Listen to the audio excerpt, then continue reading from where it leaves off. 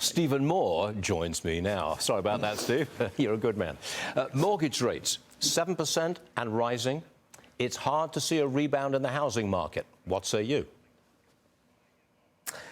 You know, when Trump left office, the mortgage rate, Stuart, was 3%. Now it's up to 7%.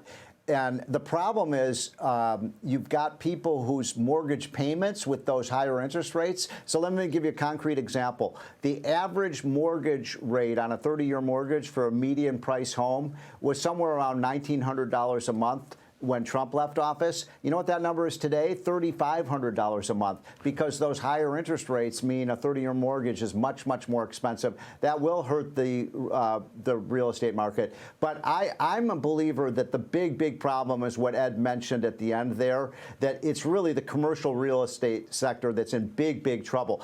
We have in the area that I live in, you know, I live in the swamp in Washington, D.C., but in some areas of Maryland, you have buildings that were bought, you know, 5 or 6 years ago for $50 million that are now selling for $20 million because nobody wants to, you know, people are working at home, telecommuting. COVID really changed the way people work. So I'm really worried about how those huge losses in commercial real estate are going to affect the banks. Got it.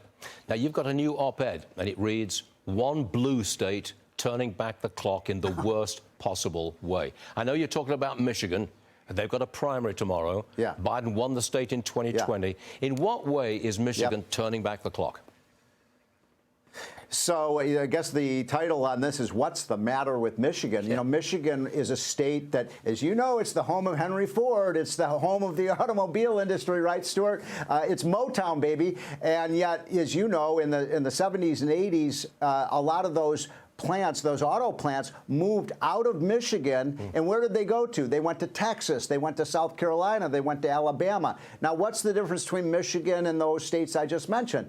Michigan is a forced union state. You have to join a union, whereas those other states like South Carolina, Texas, Alabama are what we call right-to-work states, which means that a worker cannot be required to join the union against their will.